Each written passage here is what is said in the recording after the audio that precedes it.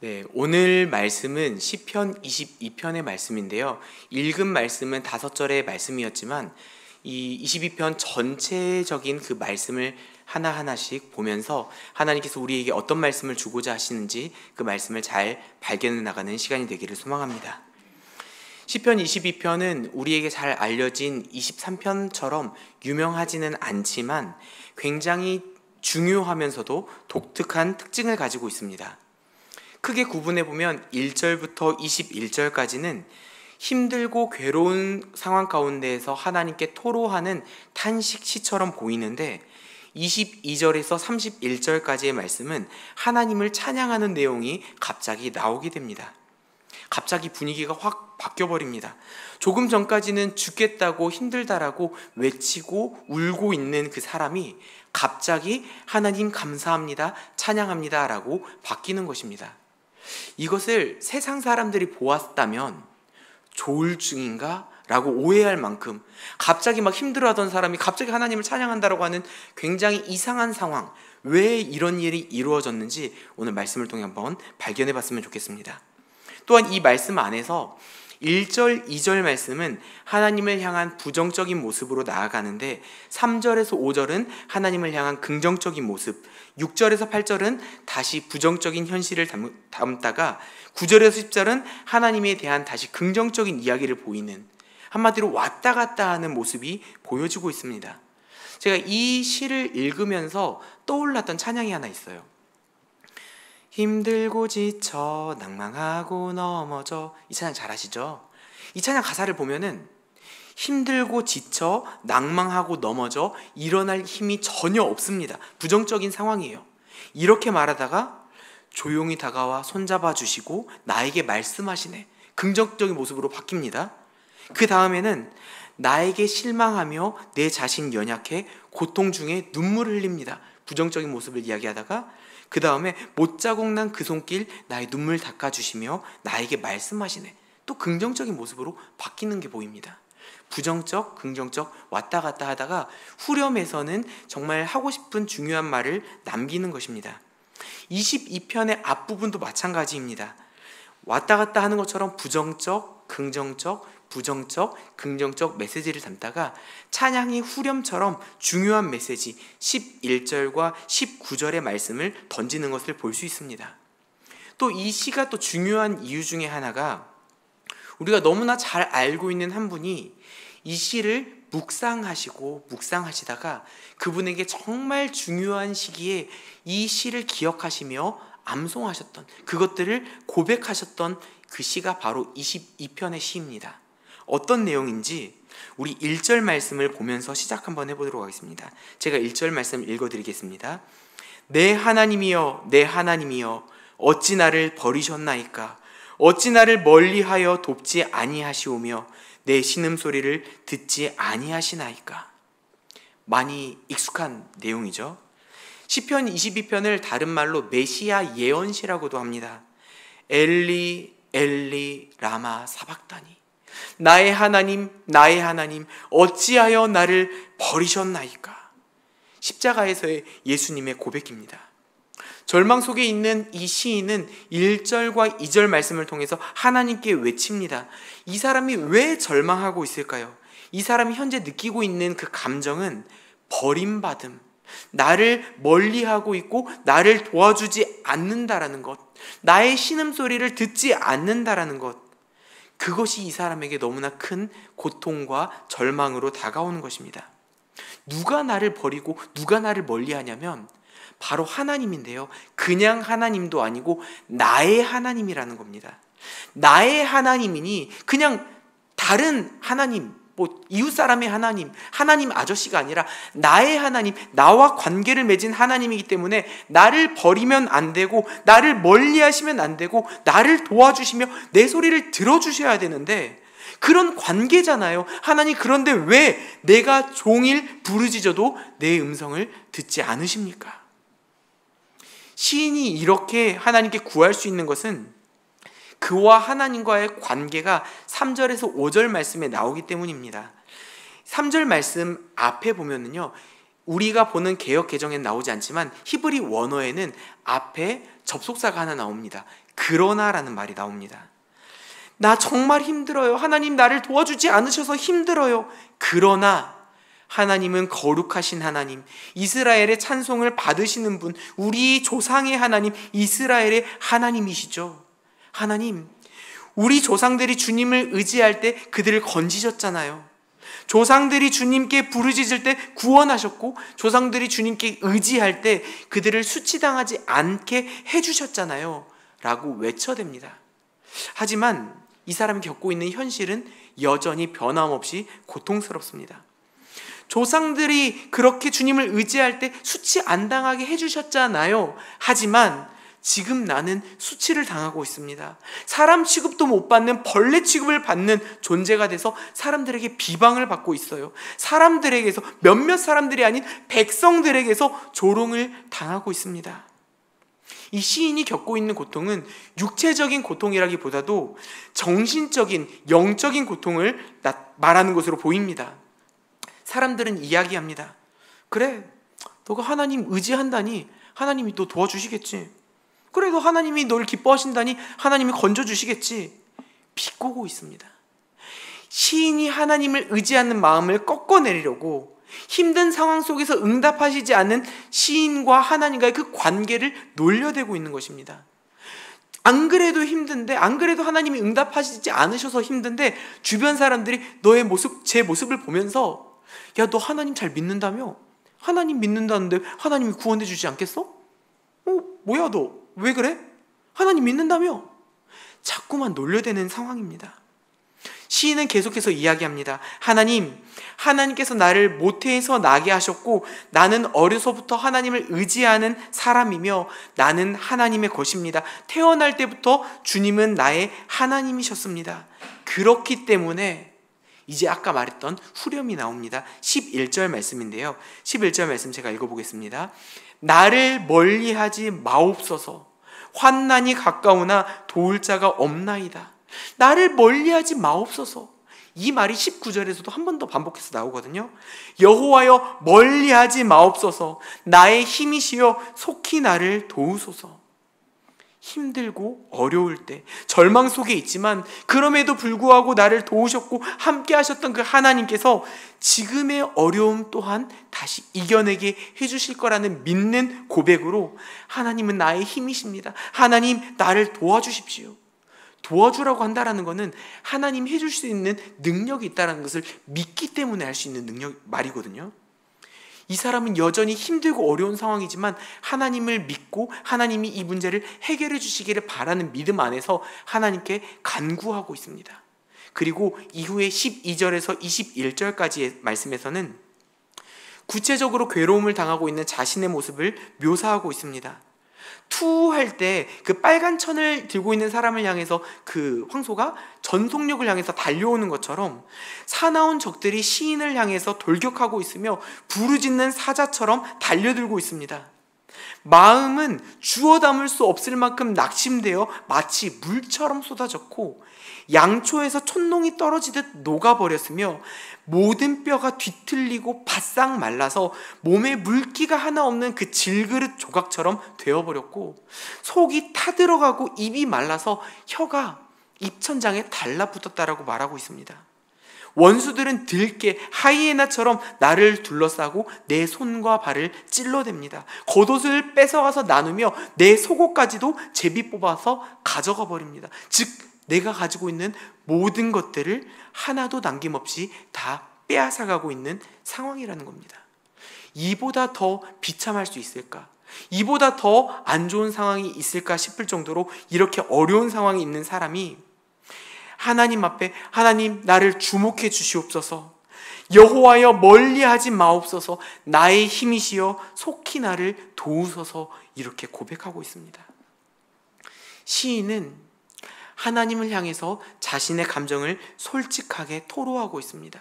원망도 있고 불평도 있습니다. 하지만 이 사람의 모습이 나중에 긍정적일 거라는 걸 우리가 예상해 볼 수 있는 것은 이 사람이 하나님께 하는 말이 원망과 불평에서 끝나는 것이 아니라 힘든 상황을 하나님께 다 말한 후 하나님 과거의 조상들을, 하나님을 의지했던 그 사람들을 구해주셨던 것처럼, 그리고 내가 모태에서부터, 어려서부터 하나님을 잘 믿었던 것을 기억해 주시며 나를 멀리하지 말아 주십시오.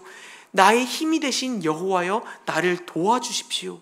하나님을 향한 믿음의 길로, 하나님을 향한 의지의 길로 나아가고 있다는 것입니다. 우리의 기도도 솔직한 거 너무나 좋습니다. 하나님께 내 마음, 썩어 문드러져가는 그 마음을 감추고 좋은 말만 하는 게 아니라 하나님 앞에 내 것들을 모두 다 말하는 게 좋습니다. 하지만 이 원망에서 끝나는 것이 아니라 하나님, 이 원망을 이겨나갈 수 있도록 도와주옵소서.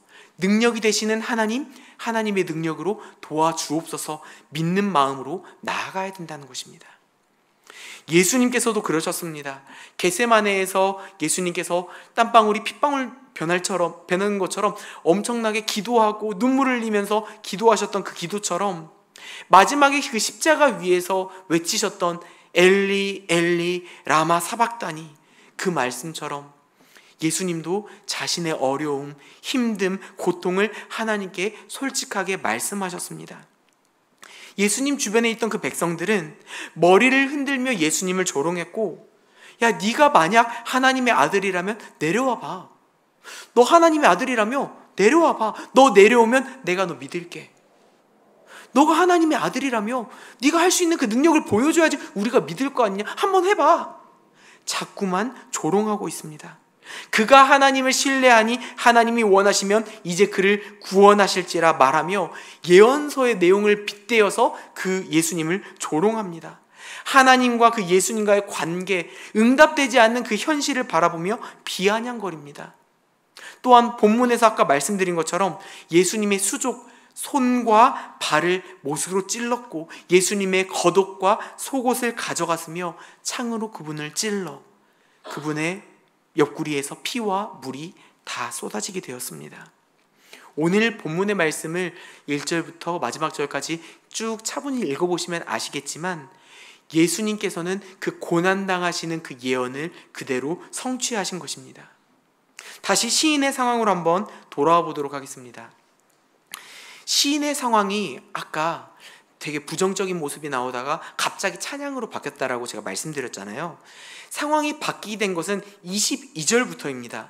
그 전 21절 앞부분만 봐도 나를 사자의 입에서 구하소서라고 말하고 있는데 22절에서 갑자기 주님을 찬송합니다 라고 말하고 있습니다. 하나님, 나를 사자의 입에서 구해주세요 하다가 하나님, 주님을 찬양합니다. 굉장히 감정 기복이 이상한 사람인가 싶을 정도로 급격한 변화가 있는데요. 그 사이에 어떤 일이 일어났냐면 21절 하반절에 나오는데, 우리 21절 말씀 한번 띄워주실 수 있으시면 우리 21절 말씀 같이 한번 읽어보도록 하겠습니다. 같이 읽겠습니다. 나를 사자의 입에서 구하소서. 주께서 내게 응답하시고 들소의 뿔에서 구원하셨나이다. 아멘. 맞습니다. 그토록 불러도 응답하지 않았던 하나님이 드디어 응답하셨다라는 거예요. 들소의 뿔에서 나를 구원하셨나이다. 나를 애워싸던 그 소, 원수들의 뿔로부터 나를 구원하셨대요. 처음에는 하나님이 그분의 얼굴을 나에게서 숨기시고 내가 신음할 때 내 목소리를 듣지 않으시는 줄로만 알았습니다. 그래서 하나님께 기도하고 하나님께 고백할 때, 하나님, 왜 내 음성을 듣지 않으십니까? 왜 내 신음소리를 외면하시며 하나님 어디 계십니까? 라고 외쳤지만 하나님의 그 일하심을 보고 난 시인은 24절에서 이렇게 고백합니다. 그는 곤고한 자의 곤고를 멸시하거나 싫어하지 아니하시며 그의 얼굴을 그에게서 숨기지 아니하시고 그가 울부짖을 때에 들으셨도다. 아멘. 우리가 알지 못했을 때에는, 경험하지 못했을 때에는, 하나님의 뜻을 이해하지 못했을 때에는 왜 나한테 하나님이 이러시는지, 하나님 나의 하나님이잖아요. 내가 하나님을 사랑하고 하나님도 나를 사랑하고 하나님과 나의 관계가 너무나 좋았잖아요. 내가 기도하면 주님이 응답하셨었잖아요. 그런데 도대체 나에게 왜 이러십니까? 나와 좋은 관계를 맺으신 하나님, 도대체 왜 나에게 이러십니까? 외치고 외치지만 여전히 응답하시지 않으시는 그 하나님을 보게 될 때, 대답이 없는 나 혼자의 그 외침, 그것이 느껴질 때 절망하고 절망하게 됩니다. 제가 이 말씀을 생각하다가 저에게 문득 떠오르는 이미지가 있었어요. 그래서 제가 이 이미지를 가지고 이야기를 한번 만들어 봤습니다. 어디서 가져온 이야기가 아니고요, 제 상상 속에서 만들어낸 이야기인데요, 한번 들려드릴 테니 한번 들어보셨으면 좋겠습니다. 아버지와 아들이 있었습니다. 그런데 이 아버지와 아들이 헬기를 타고 높은 곳을 지나가고 있는데, 갑자기 헬기가 고장나서 얼마 뒤에 그 옆에 있는 무언가에 충돌하게 되는 그런 위험한 상황에 처해 있습니다. 그런데 아들은 이걸 전혀 모르고 있었어요. 아버지는 이 아들에게 침착하게 낙하산을 매도록 낙하산을 메어줍니다. 이때 아버지가, 아들아, 네가 메고 있는 것은 낙하산이고 이 줄을 잡아당기면 낙하산이 펴져서 안전하게 될 거야 라고 침착하고 천천히 친절하게 말할 수 있는 상황이 아니에요. 지금 추락하고 있으니까요. 그래서 이 아버지는 아들에게, 아들아, 이 줄을 잡아당겨야 돼, 알겠지? 하고 헬기에서 아들을 밀어버립니다. 이 아들이 아버지, 아버지 떨어지면서 아버지를 불러도 대답 없는 아버지의 모습에, 그리고 나를 어떻게 아버지께서, 나를 사랑하는 아버지께서 어떻게 그 헬기에서 높은 곳에서 나를 밀어버릴 수 있나라는 그 충격과 실망과 서운함에 아버지께서 이거를 잡아당겨야 되라는 그 음성을 잊게 된다면 그 아들은 그대로 떨어져서 죽게 될 것입니다.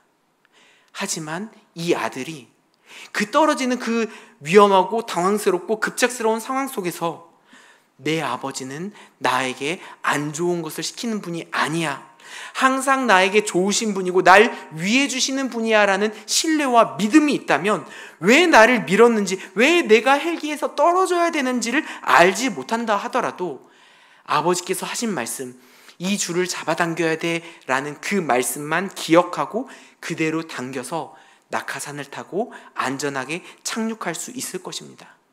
내리고 나서야 이해할 수 있겠죠.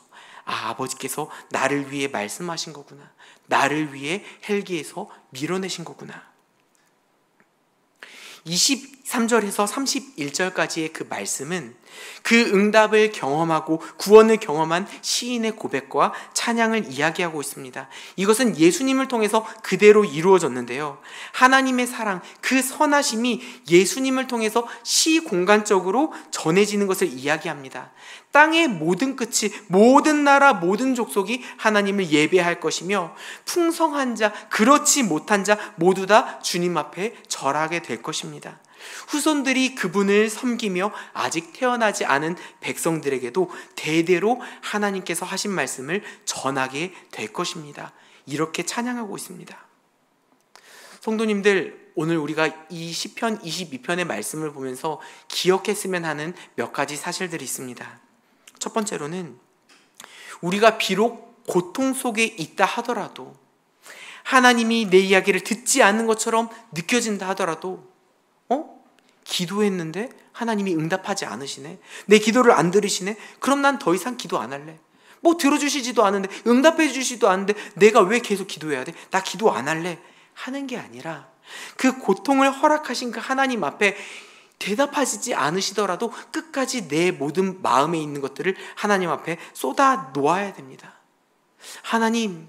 하나님께서 멀리 계시는 것처럼 느껴집니다. 나를 괴롭히는 사람들이 있습니다. 내가 이것 때문에 힘듭니다. 하나님께 모두 다 솔직하게 말씀드려야 됩니다.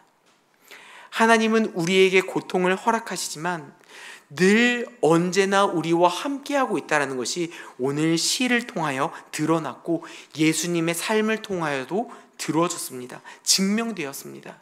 기도응답이 쉽게 오지 않은 것처럼 느껴지더라도, 유독 내 기도응답만 하나님이 해주지 않은 것처럼 느껴지더라도, 대답 없는 것처럼, 나 홀로 있는 것처럼 외롭게 느껴진다 하더라도 결코 포기하지 않고 그 주님만 끝까지 붙잡고 나아가시는 성도님들 되시기를 예수님의 이름으로 축복합니다. 또한 그 고통 가운데에서도 하나님을 향한 신뢰를 고백해야 됩니다. 하나님이 내 곁에 안 계시는 것처럼 느껴질 때 우리는 과거에 주님이 주셨던 그 은혜들, 아직까지 살아오면서 하나님께서 나에게 해주셨던 그 기도 응답과 내 삶 통해서 경험했던 그 체험들, 그것들을 기억하면서 하나님께 나아가야 됩니다. 우리의 믿음을 회복해야 됩니다. 성경이 하나님의 말씀이라는 걸 믿으시죠? 이 성경 말씀이 소설이나 신화가 아니라 살아 움직이는 하나님의 말씀이라는 것을 확신하시죠? 그렇다면 성경의 역사와 그리고 믿는 사람들의 그런 역사, 교회사, 그리고 그 교회사를 통해서 하나님께서 일하셨던 구원하심, 구원 역사를 기억하고 또한 지금까지 나를 지키시고 보호하신 하나님의 선하심을 믿고 우리가 하나님 앞에 고백해야 된다는 것입니다. 마지막으로는 그렇게 하면서 하나님께 속상했던 마음을 토로한 것처럼 하나님 도와주세요라는 그 단계까지 우리가 기도하며 나아가야 된다는 것입니다.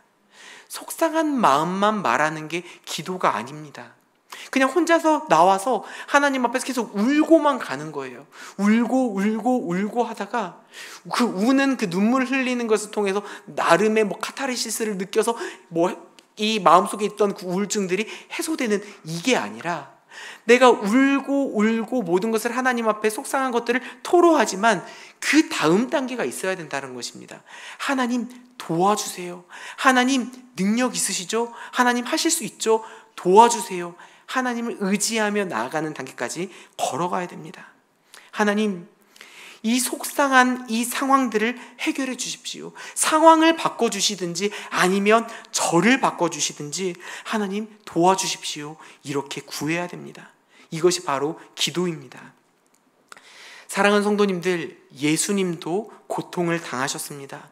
예수님도 하나님과 단절되는 무엇과도 비교할 수 없는 그 끔찍한 고통을 겪으셨고 그 상황 가운데 탄식하셨으며 나의 하나님 어찌하여 나를 버리셨나이까 이런 외침을 남기셨습니다. 지금 우리에게 일어나는 일들, 이게 왜 일어나는지, 왜 응답하지 않으시는지 알 수 없을 때가 참 많습니다. 하지만 우리가 딱 한 가지만 기억하게 된다면 이런 어려움 속에서도 이겨낼 수 있는 힘과 용기를 얻을 수 있는데요. 그것은 바로 하나님은 우리에게 가장 좋은 길로 인도하시는 분이라는 믿음입니다. 지금은 그 뜻을 알 수 없지만 하나님께서는 결국 우리를 어려움을 넘어가게 하시며 하나님을 찬양하고 하나님께 감사하는 길로 인도하시는 분이라는 것을 믿으며 그 믿음 가운데 이 어려움을 주님과 함께 동행하며 극복해 나아가시는 여기 모인 모든 성도님들 되시기를 예수님의 이름으로 축복합니다. 우리 잠시 찬양하길 원하는데요. 함께 우리 찬양하실 때 이 찬양의 가사를 생각하시면서 우리의 마음을 다해 한번 고백해 봤으면 좋겠습니다.